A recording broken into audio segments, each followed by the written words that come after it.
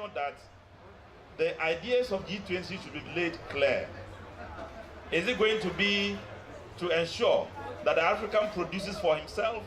Is it going to be citing factories in Africa and making sure the factories employ Africans and give them a technical training and enable them to produce for themselves and eventually take ownership of their own property and their own resources and their own countries? Excellent. If it is about producing in mainland Europe and exporting all the things to Africa, and then Africans see the attraction of running there rather than staying at home, G20 will not serve the purpose we are looking for. Just a quick clarification using an example. If you look at a country like Kenya, I don't know how many Kenyans are here. Recently we had in the news that a liter of milk in Kenya is more expensive than a liter of petrol. Why? Because the president owns 90% of the milk industries there. Now, if you come here and you say you want to invest in milk, in a milk company in Kenya, it's very likely that you're going to invest to share a partnership with the president. Are you giving money to the private sector, or you're giving money to the very politician? This is where the problem is. Let me just quickly add to that, which is unforgiving. Africa has close to 70% of the actively engineered economic sector in agriculture. Yet Africa imports 350 billion food items. This should not happen. This should not happen at all. It is a shame, and we have to get our act together. Because it is a problem also of the African elites, that the state of Africa is so poor nowadays. And I am working in the grassroots level, and I'm supporting women's projects, especially professional qualification for women in the rural area. And I must say, what I don't like with the Compact for Africa is that infrastructure, it will be linked again to export industry.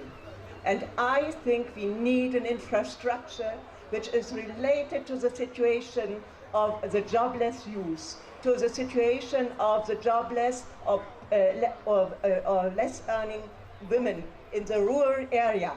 And there will be no foreign investment in the rural area because there will be no the profit which can be organized, for example, in the towns of Kenya. Basically what they're saying is, you need to change your regulations so that they protect the investor. Nothing about protecting the citizens, nothing about the impact on development, nothing about on SDGs, because as we have said, they have already concluded that PPPs will deal with it. On the projects, there has not been appropriate consultation on project selection. There has not been appropriate consultation on the project preparation and acceleration and replication process. There has not been enough consultation on the contract.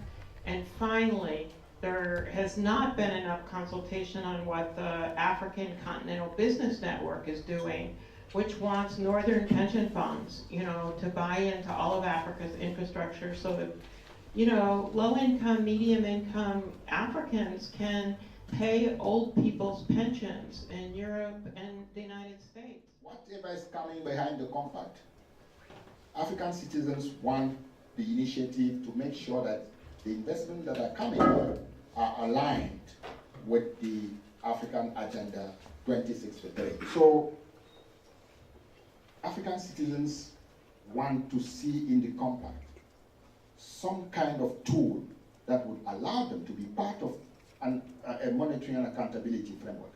Kwame Nkrumah said that Africa can only shatter its cause when they are united and they responsible for their continent. I think the issue of Africa don't really concern the West.